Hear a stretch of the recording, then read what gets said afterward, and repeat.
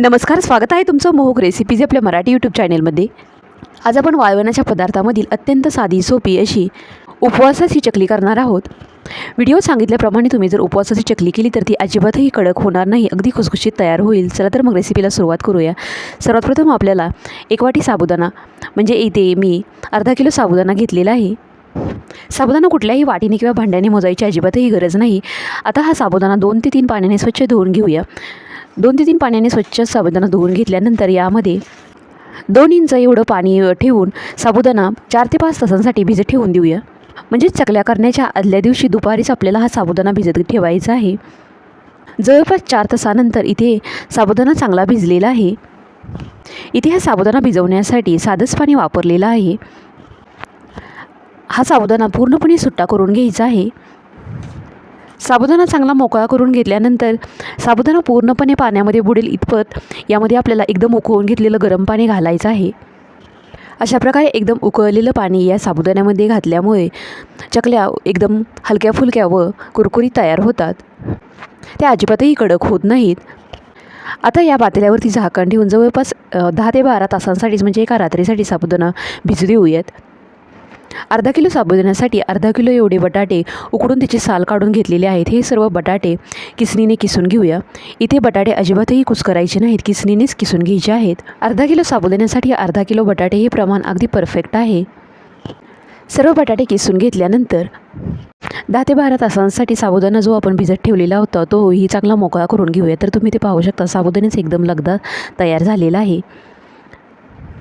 हा सर्व साबुदाणा या परातीमध्ये काढून घेऊया। या चकल्यांची चव वाढवण्यासाठी यामध्ये 2 ते 3 हिरव्या मिरच्या बारीक वाटून घेतलेल्या आहेत। त्या मिरच्यांची पेस्ट यामध्ये घालून घेऊया। चवीनुसार मीठ घालूया। अजिबातही पाण्याचा वापर न करता हे मिश्रण चांगलं मळून घ्यायचं आहे। इथे हा साबुदाणा छान असा भिजलेला असल्यामुळे मिश्रण मळायला अजिबातही त्रास झालेला नाही। तर अशा प्रकारे इथे मी या मिश्रणाचाही गोळा तयार करून घेतलेला आहे। आता लगेच चकल्या करायला घेऊया। त्यासाठी इथे मी एक शेवगा घेतलेला आहे। या शेवग्याला खाली चकलीची शक्तीही लावून घेतलेली आहे। यामध्ये थोडंसं यातील मिश्रण भरून घेऊया। इथे अंगणामध्ये एक पॉलिथिनची शीट अंथरलेली आहे, त्यावरती चकली घालून घेऊया। तर शेवगा अशा प्रकारे गोलाकार फिरून शेवटचं टोक चांगलं मिटून घ्यायचं आहे। चकलीचे 3 तरी वेडे होतील एवढी मोठी चकली आपल्याला करायची आहे। अर्थात चकली तुम्ही तुमच्या आवडीनुसार छोटी किंवा मोठी करू शकता, परंतु इथे मी थोड्याशा मोठ्या चकल्या करून घेतलेल्या आहेत। इथे आपली एकही चकली तुटत नाही।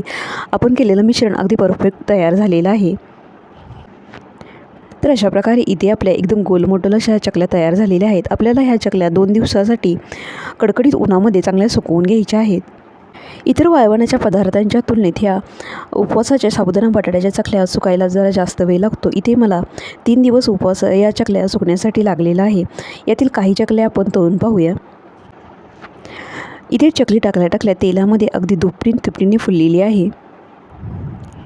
चकल्या तळण्यासाठी हे तेल कडकडीत गरमही नसावं व कमी गरमही नसावं। इथे मी थोड्याशा चकल्या तळून घेतलेल्या आहेत। तर तुम्ही ते पाहू शकता एकदम खुसखुशीत अशा आपल्या चकल्या तयार झालेल्या आहेत। येथील एक चकली मी तुम्हाला तोडून दाखवते। तर तुम्हीसुद्धा अशा प्रकारच्या उपवासाच्या साबुदाणा बटाटा चकल्या नक्की करून बघा। पुन्हा भेटूयात अशाच एका नवीन रेसिपीसह। तोपर्यंत घरी बनवलेले पदार्थ खा आणि स्वस्थ राहा। तसेच आपल्या चॅनेललाही सबस्क्राईब करायला अजिबातही विसरू नका।